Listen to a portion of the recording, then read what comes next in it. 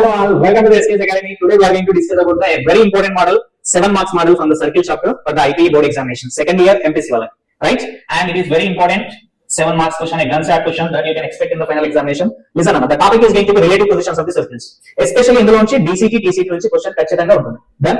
And here I am explaining the procedure of doing the question. First time is మనం will be given with the two circles. ఆ two circles change చేస్తాం మనం. First we need to find the position of the circles. Either they are away from each other, touching each other, intersecting each other. One is touching the other internally or externally. ఇవన్నీ position కనుక్కోవాలి. ఎలా కనుక్కుంటాం? C1 C2 R1 plus R2 R1 minus R2. ఈ values కనుక్కున్న తర్వాత depending upon the conditions that we have we are going to decide the position. Position అయిపోయిన తర్వాత నేను ఇక్కడ ఏం తీసుకున్నానంటే ఎగ్జాంపుల్ కి these two circles away from each other. అయిపోయిన తర్వాత ఏమంటున్నారు? ఏం కనుక్కోమంటాడు? ఈ పర్టికులర్ క్వశ్చన్ నేను ఏం చేస్తున్నానంటే DCTs గురించి డిస్కషన్ చేస్తాను. ఓకేనా? DCT అంటే direct common tangent. Common tangent అంటే this is the common tangent which means tangent to both. ఓకేనా? డైరెక్ట్ కామన్ టాంజెంట్ అంటే మీన్ ఏమంటే టాంజెంట్ కి ఎప్పుడైతే రెండు సెంటర్స్ ఒక సైడ్ ఉంటే అప్పుడు ఏమంటారు? డైరెక్ట్ కామన్ టాంజెంట్ అంటారు. దీనికి రెండు కిందికి దీనికి రెండు పైకి. ఇవేనా DCT. ఎన్ని ఉంటాయి? రెండు ఉంటాయి. దెన్ ఈ DCT ఏమైతే అంటే they are going to meet at a point outside the circles. Only the data meet. దీన్ని ఏమంటామంటే ఎక్స్టర్నల్ సెంటర్ ఆఫ్ సిమిలిట్యూడ్ అంటారు. What do we call it as external center of similitude. Done. That is what I have given here. Okay. The same time, ECS అనే point ఏదైతే ఉందో ఇది ఏం చేస్తుంది దగ్గర C1 ని C2 ని ఎలా డివైడ్ చేస్తుంది? It is going to divide it in the ratio R1 is to R2. ఏ రేషియో డివైడ్ చేస్తుందనా?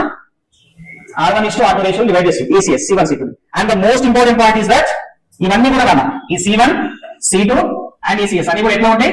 ఒకటే లైన్ టైం ఉంటాయి. ఓకేనా?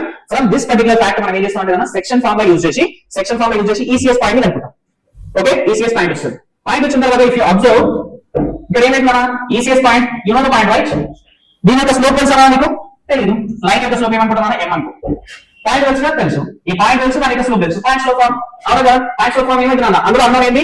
M. అంటే ఈక్వేషన్ ఎలా వస్తుంది? x, y, m లో ఒక ఈక్వేషన్ వస్తుంది. ఏం ఈక్వేషన్ అది? Tangent equation. దాని తర్వాత నెక్స్ట్ ఏం చేయాలి? We know the fact that ఇక్కడ మన ఎస్పెషల్లీ ఇక్కడ నుంచి ఇక్కడ దాకా ఏంటన్నా?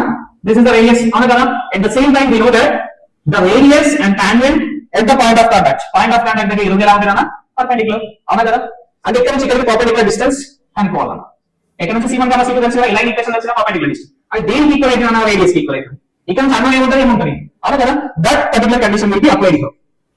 అక్కడ నుంచి ఏంటంటున్నా? ఈ కండిషన్ అప్లై చేస్తే you will be getting equation of quadratic in terms of the m అన్న. m లో క్వాడ్రాటిక్ ఈక్వేషన్ వస్తుందన్నా? You will be getting the quadratic equation in m.